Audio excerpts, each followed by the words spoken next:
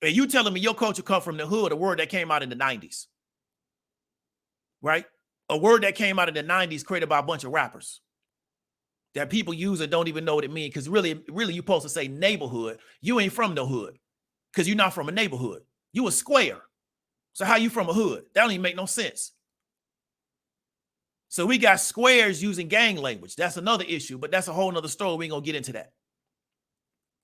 So that's the question. So I'm asking the people in the chat, how come you got the name of another ethnic group? Nobody don't want to answer that? My name is David Williams. Now, David is not Anglo-Saxon, right? That's really Hebrew. But my last name is Williams. That comes from Germany, right? How come I got the name of another ethnic group? My grandmother's maiden name is Brown, right? How come she got the name of another ethnic group? Right? How come you got the theology of another ethnic group? I'm not saying believers. I'm saying your theology. So you don't understand the difference between you don't understand the difference between theology and religion, or theology and faith. Most people don't understand that, right? Because I know believers from Ethiopia. Atlanta got a big Ethiopia section. No believers from Ethiopia. So that's the question. So your legal name comes from another group of people. Your theology comes from another group of people. Your own people didn't create it. Right? Because you can create your own theology anytime you want to. Everybody else did. Why can't you? Everybody else, all Europeans created their own theology. The Dutch created baptism. This group of people created Pentecostals. This group of people created Anglicans. That's from England. This group of people created being Catholics. You the only group of people think you can't create your own theology. You got to adhere to the theology of another group of people. That's your culture. They give you your theology. You don't create it yourself. Why they create their own theology? Because that what works for them. That's your culture. So, like I said before, we still have not, people still cannot answer how come they got the name of another ethnic group, they got the name and theology of another ethnic group, and then what part of your culture was created by your subgroup? So what you and your people do, what part of your culture created by your subgroup? So Tahiti, man, I got to get you up out of here. So I'm going to holler at you later. So what part of your culture was created by your subgroup? So you're part of a subgroup. What part of your culture was created by your subgroup? That's the question we want to ask. Because then if your subgroup didn't create any of your culture, then how is it your culture? Because you didn't create it. So we're telling Black people that can't explain the culture that was created by their subgroup that they're in the wrong for a culture that they didn't even create. And then they also can't explain these other terms. So we already talked about. They can't define Black culture. They don't know the culture of their ancestors before they came to America, and they don't know where Black culture originates. But in their mind, they sit on YouTube and talk for 10 hours about what's wrong with Black culture that they don't even know where it originates from. You're talking about a bunch of people that was brought over here by another group of people, have not even been over here 500 years. So their subgroup has created no culture based on their understanding of it because they can't explain what it is. Okay, so that's the issue. So you can't come to me and tell me that Black culture is to blame for Black failure, and you can't define anything. And you can't tell me why you got the name that you currently have today, which is not the name of your ancestors. Your ancestors did not have a German last name. Your ancestors did not speak American Standard. What's the language of your ancestors? I don't know. So what you're telling me is that you got somebody else's culture. You don't have your culture. So this is what I learned from Amos Wilson. Negro will tell you, I don't have a slave mind. But you speak in a language they gave you during slavery. You got a name they gave you during slavery. You got the cultural and beliefs. You have the eating habits. You have the theological beliefs that they gave you during slavery. But you don't have a slave mind. That's how much of a slave mind you have. Where they've been able to impress this on you and you don't even know it. That's how sophisticated it is. Okay? So let's keep going. Because like I say, nobody can answer these questions. But if I was to sit on this YouTube and start talking about black culture being wrong, yada, yada, yada, the chat will be blowing up. People be trying to get on the live stream to hold their yards because they're going to contribute to black culture being wrong, but don't nobody have a definition. We got 136 people on here. Don't nobody got a definition. I don't mean a word salad. I mean definitions of culture. And you cannot get in front of another group of people that got a distinct culture and blame their culture for something, and you can't give them a definition to define their culture. If you want to blame the caste system for what's going on inside India, you got to better define what the caste system is. You can't word salad them people. They're not going to go for that because that's their culture. They adhere to a caste system. That is their culture, right? That's why you see a lot of Indians that's in high-level positions. They light-skinned because that's their culture. So the next question is, what is the dominant culture of North America? How does it permeate all life in North America? So what is the dominant culture of North America? And how does it permeate life in North America? Because in my opinion, North America got a dominant culture, right? North America got a dominant culture. And in that dominant culture permeates life all over. Just like if you go to other parts of the world, they have a dominant culture. If you go to Japan, Japan has a dominant culture. You have subcultures in Japan, but Japan has a dominant culture that permeates all life in Japan. You go to India, they got a dominant culture that permeates all life in India. India is very patriarchal. They're very sexist against women. They're very class-oriented, right? That's their culture. Same thing if you go to certain other Asian countries, right? They got a dominant culture in that land that permeates all things. So we know that black people can't have the dominant culture because they can't even explain where their culture come from. They can't even define their culture. So really they have a subculture that's being permeated by a dominant culture of North America. And that's why I've told black people for years, the most American people in the world are black people. Why? Because we have bought into American culture because we don't have the culture of our people before they came over here. We were not allowed to participate openly in our culture. Every other group was. I live in Texas. Every Mexican you meet in Texas speaks Spanish, even the ones that's second and third and fourth generation. Why? Because that language is part of their culture. They cling to their language. They cling to their religion. They cling to their family traditions. They're not losing that because they come to America. They've been allowed to participate in it. Right? So nobody can tell me what is the dominant culture of North America. Some people say consumerism.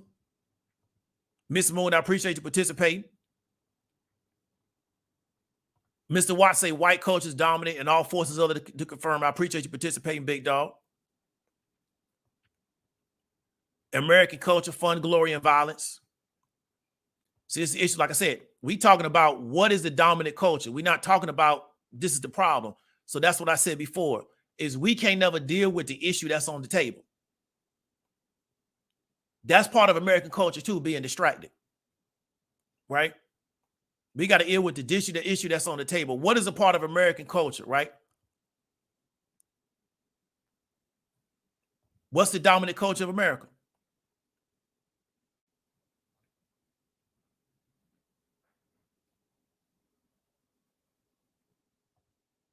Definitely. It's based on color. It's a big deal. I mean, that's why you see the top Asians, they light skin. It is what it is. And the darker you are, the worse it's going to be.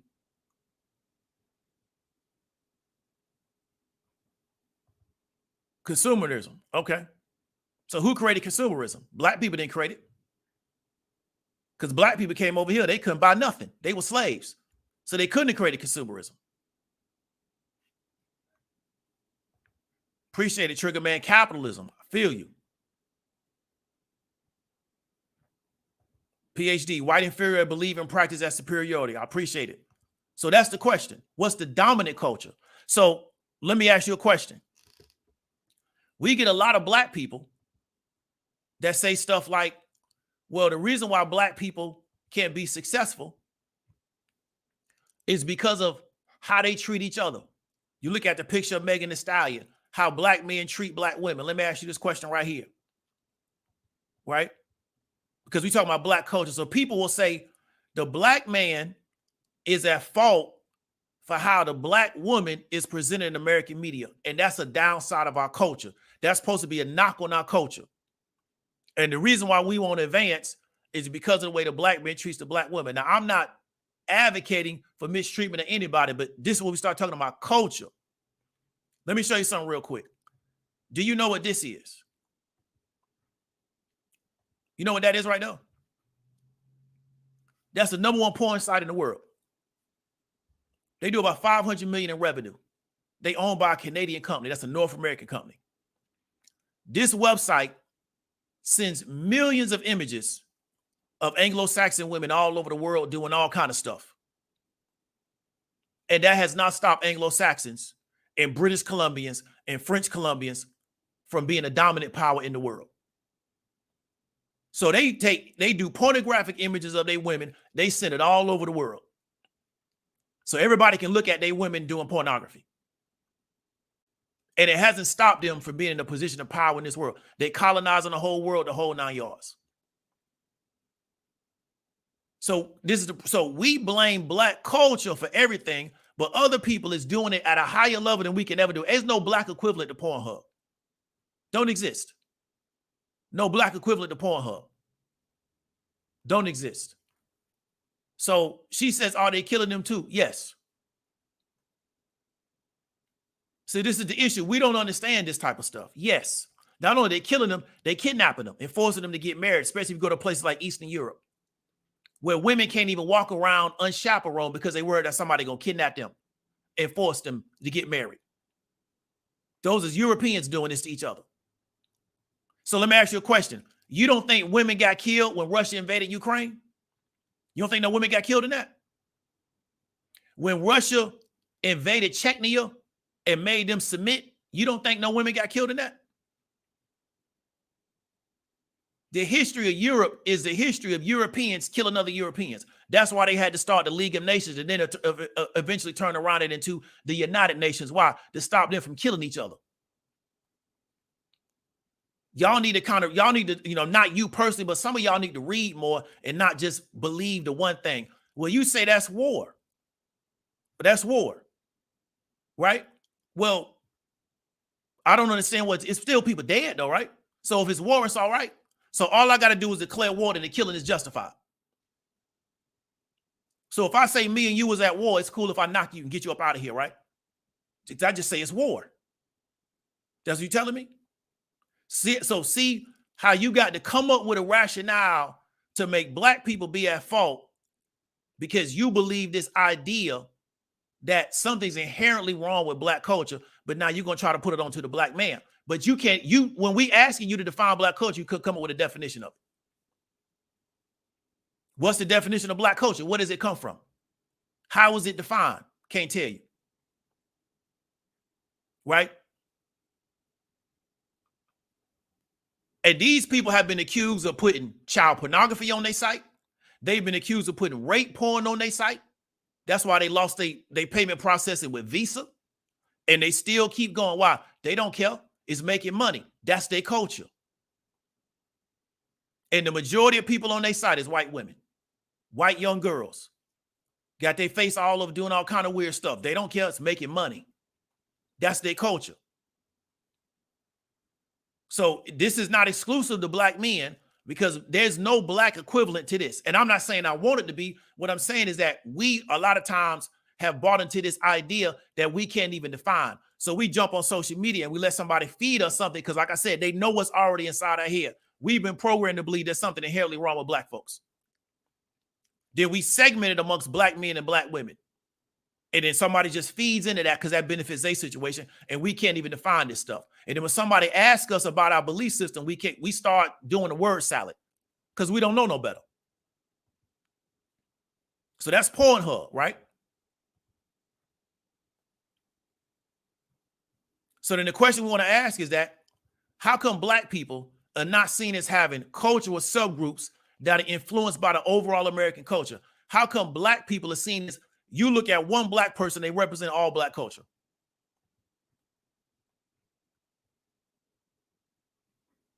Right?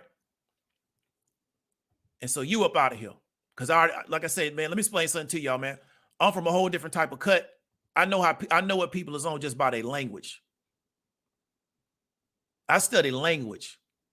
So I know what you want just by your language. Because where I come from, we diss each other with language.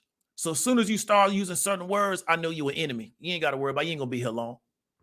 I know you're an enemy. I study people's language. So how come when people say, well, you know what, I don't hear the black culture, but they black? How come they're not talking about black subgroups? So all white people don't do porn. In fact, you got white people that's very much against porn. But all white people don't get blamed for porn. You don't see no white person saying, I don't deal with white people because I don't like pornography. So because white people are the leaders in pornography, I don't deal with white folks. You're never gonna get a white person to say that. But black people think they saying something by saying, well, you know, I don't deal with black people because I don't deal with black culture. Right? Rape porn is the #1 selling rape in India. You're not going to have no Indians saying, I don't deal with Indians, because, you know, the #1 porn that sells in India is rape porn. It's actually women acting out rape scenes. That's the #1 selling porn in India. That's how patriarchal they are. That's how much they don't like their women. You won't get no Indian to come to America and say, well, you know, I don't deal with Indians, man, because of rape porn. So how come black people think they're going to get a prop from black folks by saying they don't deal with black people? Then they segment into male or female. I don't deal with black males. I don't deal with black women. And you think you're going to get a prop for that? Because we see black people, one black person's representing all black folks. Even though if that's the same way that you see it, then everybody else got to see it the same way. So then they look at you and they see all black people, but you know you special. You the special black person. You don't represent all black people. You the special one. You the enlightened one. So how come black people is not seen as having cultural subgroups that influenced by overall American culture? I come from Buccaneer culture. I'm not only influenced by American culture, I'm influenced by Caribbean culture. That's what I come from. But there's an American culture. But most of y'all don't know what Buccaneer culture is, and you don't need to know. You need to know about what you're doing and stay out of our business. Right? But so we don't see black people as having cultural subgroups. We just see black people as being one group of people. And then we buy into the fact that there's an inherent flaw in black culture.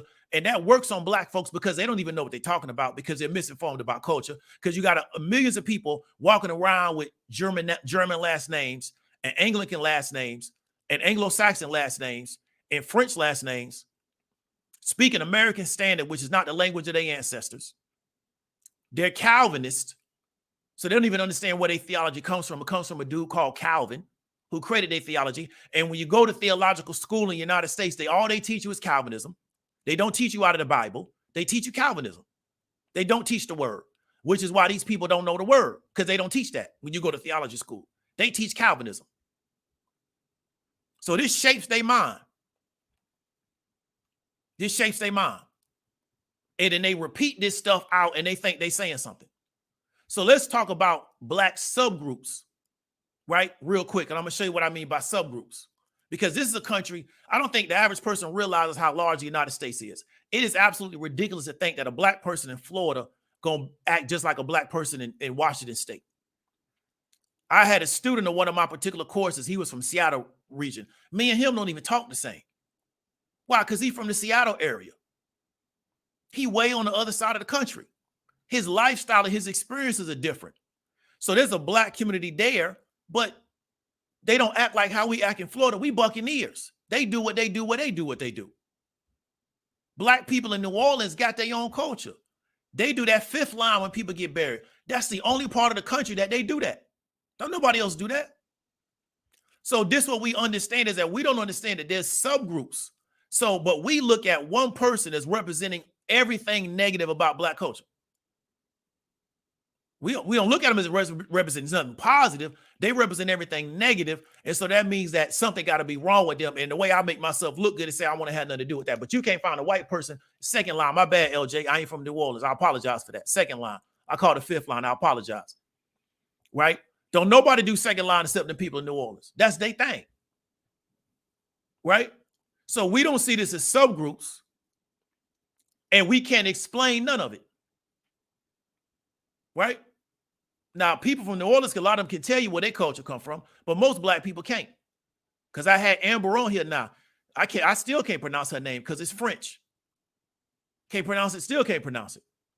But that's her culture. So let's talk about black subgroup culture. Let's get in that real quick. Go-go music, the distinctive DC-specific offshoot of funk, has endured for decades. It means history. It brings in, a lot of the community, try to increase the peace, like make it, peaceful in the community. But now the music has taken on a new mantle, a battle hymn for the fight against a gentrification wave that's reshaping the district. Longtime Washingtonians fear that the district's identity is being steadily eroded as DC's demographics shift. Just last month, the owner of this popular mobile phone store in the historically black Shaw neighborhood was ordered to turn down the go-go. The music he has been playing through sidewalk speakers for more than 20 years. The owner claims the complaint came from a resident of a new apartment building nearby. Seemingly overnight, a protest movement and petition drive sprung up. It doesn't bother me none. I think it's good. I think it sort of sweeps people up, Within days, the order was reversed.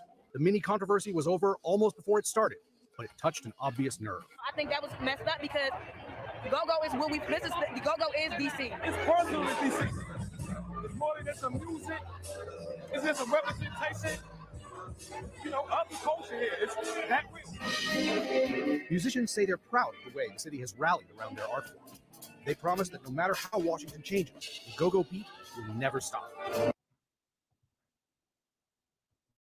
Okay, so that's go-go culture in DC, right? Right now, I don't do go-go because I'm not from DC. I've never been my thing. Only thing I remember is Doing the Butt. That's an old song, came out in the movie. I couldn't name another go-go song to save my life, right? But that's what they do, right? That's what they do in DC. So that's part of their subgroup, is to be in that type of music, right? So now let's go to this particular subgroup. Here's another one. Official. You have the two top hierarchies in our religion joining today with mutual respect and under mutual interest. And that's important to point out.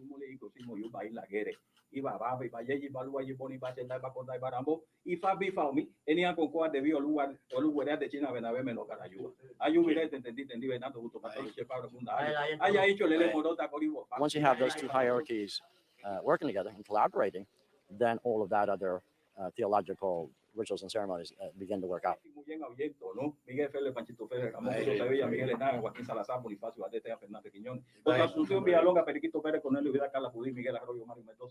We're headed towards institutionalization globally with this. And what's going to happen here is if you have a rogue element in the priesthood, they're going to start having a hard time, because now you have the hierarchies have come together. There's going to be rules. Okay, and it's back to the ethics and morals of this faith and the tenets of this faith. So it will no longer be such a free-for-all, do whatever environment that we have now. As you're loose, or the way we've been operating, which is chaotic, everybody kind of does whatever they want to do, and there's no center to this. These things are going to happen, right? And every religion has their deviants. Certainly we have ours, but now coming together allows us to focus on when those problems arise with some maturity and respect and with some force to deal with it, and not the way things are right now. So we're going from chaos to order. Okay, so we showing you this particular Santeria. It really is based on Ifa, right, in Miami. And I've been telling people for years is that Cubans in Miami practice African spirituality. That's how they run in Miami, right? And they know where that spirituality comes from. They can tell you exactly where it comes from. Black people don't even know where it comes from, but they think they got a culture. And if you ask black people, so this is what's weird. Cubans in Miami, fair-skinned Cubans, practice Santeria, can tell you exactly where it comes from. They know the history, the lineage, all that. You ask black people in America where their culture come from, and they start talking about the hood, something that was created it's a word that was created in the 90s. They talk about the welfare state, something that was created in the 60s. But Cubans, fair-skinned Cubans, know more about black people's culture in the Americas than black people. That's why I ask you where your culture come from, and you can't answer. You don't even know. So they know they got you. So when you go down to Miami and you dealing with a Cuban and you think you're going to get some points with them, start talking about I don't deal with black culture. I don't deal with black people. I don't like black culture. And they practicing your people's spirituality that was brought over here.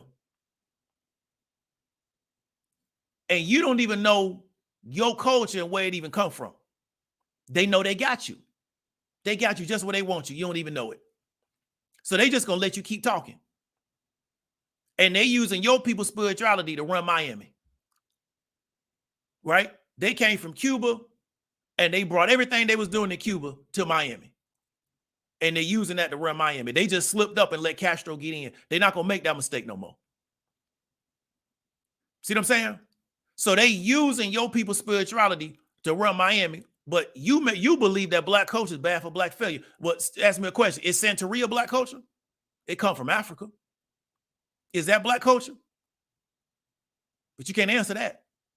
But you'll sit on the live stream and talk 6 hours of what's wrong with black culture and the community and all this other stuff. You sound crazy to people that actually know what time it is. And that's why they in a position of power. And that's why you hoping, right, that they'll let you do what you want to do. They're not asking you for nothing. But you hoping they let you do what you want to do. But they in a position of power. Because they know they got you right where they want you. Right? That's what you don't understand. They know it though. You got a bunch of Cubans practicing Santeria, which is a religion that they people didn't even come up with. And they experts and high up in this particular spiritual practice. I'm not saying that you got to practice Santeria. What I'm saying is that they know more about black culture than black people do. Okay? So what I want you to understand is this. Black culture as a scapegoat is based on the idea that black people are inherently inferior. Right? That's this whole idea. Black culture as a scapegoat is based on the idea that black people are inherently inferior. This is a very old idea. And they got black people to buy into it. That's why you got the one woman to come in here. All she want to talk about is what's wrong with black men. Right? We talk about economics. We talk about the market. She ain't going to say nothing. She got a platform now to talk about what's wrong with black men. Here she go. This is a great opportunity to be seen and heard. Because she's bought into this particular ideology. Right? White men are prolific pornographers in America. They prolific. Nobody's a bigger pornographer than them. You're not going to get no white people to talk about white culture is inherently inferior because the white man is a prolific pornographer. He beaming pornographic images of his women into space. He don't care. Right? They're going to have they're going to have metaverse pornography of white women. He don't care. Makes money. Because he's a capitalist. That's his culture. So this idea that black culture as a scapegoat is based on the idea that black people are inherently inferior and black people buying it that they break into these subgroups. The black man is inherently inferior. The black woman is inherently inferior. But they both running off the same dominant idea that black people are inherently inferior. Because the only way we can justify what we do to black folks is to say they got to be something wrong with them. See, I got to dehumanize you first to do what I need to do to you. This ain't nothing new. This been going on a long time. And they get black people to buy into it, especially a group of people in America that can't define their culture. Like I said, we asked the question, nobody can define it. They could they'll spend hours talking about everything else. How do you define black culture? Can't define it. Start to turn into a word salad. Ask a Chinese person to define Chinese culture. They'll immediately be able to define it. Ask an Indian person to define Indian culture. They'll immediately be able to define it. Right? Ask a Mongolian to define Mongolian culture. They can define it. Ask you to define black culture. You start talking about a word that was created in the 90s by rappers. They know they got you as soon as you start talking. They know they got you as soon as you start talking. Right? Then you break into subgroups and they still know they got you. And so the reason why this happens is the only way you can be absolved of your blackness is to adopt what Anglo-Saxons define as culture. But you know what? What they define as culture is not even what they do. Right? That's what you don't understand. You still ain't figured that out yet. What they define as culture is not even what they do. It's what they told you to do. That's what you ain't figured out yet. So while they go and start wars over border disputes and kill men, women, and children, and the man just pulling up 300,000 more troops so he can go kill some more men, women, and children because of a border dispute, they telling you something wrong with you because you too violent. PMB gets shot in California, y'all too violent, something wrong with black culture. While this man is telling you, I'm going to get 300,000 more troops. I'm forcing men to become soldiers. I'm going to conscript them to become soldiers because I need to throw them at these people because I'm going to kill some more of these people. That's just he put it on the table. We're going to kill y'all. So I need 300,000 more people from my country so I can send them to Ukraine so I go kill them. But PNB Rock get killed in LA and something wrong with black culture. How come something ain't wrong with Caucasian culture? Pooh's a Caucasian. He's not an Anglo-Saxon. He's a Caucasian. How come something not wrong with Caucasian culture for that man to be conducting himself like that? You ain't never gonna hear that. Because something got to be wrong with black folks. And the only way I think I'm going to be accepted by them is to buy into this ideology. The same way I got to take their name. I got to speak their language. I got to repeat their theology so they feel comfortable around me. I'm one of them because I've bought into the culture that they said is acceptable to them. They determine how I act. I don't determine it. Ask yourself, how come fair-skinned Cubans is practicing Santeria? And if a black person was to run for a political office and they found out that he practiced Santeria, they cut that dude to pieces. I guarantee you the mayor of Miami practices Santeria. I guarantee you. Guarantee you. Because I know them Cubans. I know how they move. I used to live in Miami. Guarantee you they back behind the scenes cutting chickens, heads off. Guarantee you. I know what Santeria involves. Guarantee they back behind the scenes cutting the heads off goats. Guarantee they doing that. Right? But if a black person was to say I was doing that, you can't do that. You do what we tell you to do. You practice the religious practices we tell you to practice. And then we do what we want to do based on what we think gonna get us ahead in this world. Because something's wrong with you, ain't nothing wrong with us. So they pick the pieces of your culture that they think gonna benefit them while telling you, you do what we tell you to do. We create your culture for you, and then you play out what we say we gonna play out. And y'all don't understand that. And y'all think y'all telling me some elevated stuff about what's wrong with black culture, yada, yada, yada. You don't deal with black folks, yada, yada. But you know what? They don't deal with you. We the only group that think we gonna get a prop by trying to disassociate ourselves from our people. No other group believes that. Right? No other group believes that. We the only group that think they're gonna do that. Chinese have killed hundreds of millions of Chinese people. They probably 500 million Chinese people was killed by the Chinese on bad government programs. You ain't gonna find the Chinese people yet to come to America telling them I don't deal with Chinese people because of that. They land in America and they get down with Chinese people. Why? That's their group. And they have the same culture. And part of their culture is killing Chinese people. This woman gonna talk to me about femicide. You ain't seen no femicide till you go to China. You don't know what you're talking about. But you my enemy, and I know that because of your language. So I'm going to treat you like my enemy. Because I come from a subculture where we deal with our enemies a certain kind of way. We sure don't play with them. We don't argue with them neither. That's the subculture I come from. I don't come from no internet culture. Right? So that's what you got to understand. Now I'm going to show you a video on scientific racism, and we're going to read the comments. Maybe we're going to get up on out of here. Because y'all don't understand where this stuff come from. That's the problem. What is scientific racism? The idea that the world can be divided into racial groups with biological, moral, and intellectual differences is not based on scientific evidence. Nevertheless, some people believe racial groups are biologically distinct and whites are intellectually superior. And scientists have used scientific racism to provide support for these false beliefs. The use of science or pseudoscience to rationalize racial inequality can be traced back to Carolus Linnaeus, the first scientist to classify human beings into racial categories with distinct moral and intellectual traits. Scientific racism has evolved over time, from Linnaeus's rudimentary classifications to the measurement of brain size using mustard seeds, to IQ tests.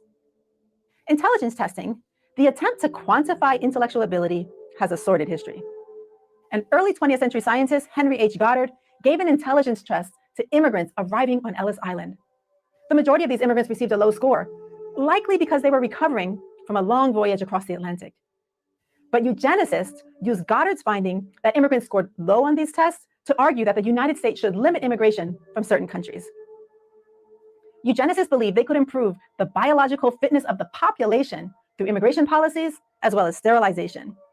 Eugenicists were successful in getting immigration laws changed to drastically reduce the migration of people from Africa, Asia, and Southern and Eastern Europe. Eugenicists were also responsible for sterilization programs. 60,000 people in the United States were sterilized because they scored low on intelligence tests. One of the main proponents of eugenics was Madison Grant. He's the author of the 1916 book, The Passing of the Great Race, where he argued that Nordics were the master race and that inferior races should be sterilized. Adolf Hitler referred to Grant's book as his Bible.